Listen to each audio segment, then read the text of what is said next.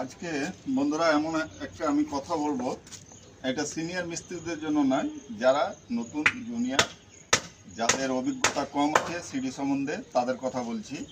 সিঁড়ি অনেকজন অনেক রকমের করে, কিন্তু আমার সিঁড়ি একবারে নর্মাল পদ্ধতিতে করি। আর সিঁড়ির কোয়ালিটি দেখেন, এই যে এগুলো সব ঢালা আছে, এগুলো দেখেন।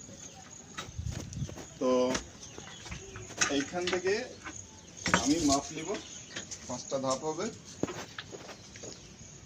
30 ইঞ্চি।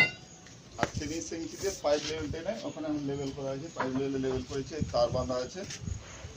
5টা ধাপ হবে, 1 মিটারের চাতাল হবে, 1 মিটারের চাতাল হবে। ওখান থেকে 10 ইঞ্চি বাদ দিয়ে করতে গেলে 29 ইঞ্চির আমাকে ডাসা কাটাতে হবে, এই সিম্পল। এবার অনেকেই 30 ইঞ্চি পুরো করে, কিন্তু আমি 30 ইঞ্চি পুরো করবো না, এটা 31 ইঞ্চি হাইট করবো। কারণ যখন সিঁড়িগুলো ফিনিশিং করার পর ঢাল স্লোপ করা হয়, তখন এই নিচের প্লেটটা কমে যায়, একই রকম থাকে না। তাই এখান থেকে আমি 4 ইঞ্চি কভার করে এখান থেকে শাটারিং নেব, ডাসা কাটিয়ে দিয়ে নিচের ধাপটা 7 ইঞ্চি মারবো। আমার সিম্পল কাজ। আর পরবর্তী আমি যখন আরম্ভ করব তখন কাজগুলো করব।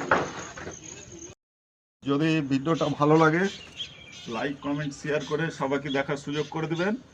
আর সিঁড়ির প্রাথমিক কাজ শুরু হয়েছে, লাস্ট অব্দি দেখাবো। মিস্ত্রি পেরেক মারছে তো উল্টে উল্টে পড়ে গেছে। আচ্ছা, এইখানে তোর পাইপ মানে 5টা কাট লাগবে না, 1 মিটার একটা মাছ লাগতে দিবে।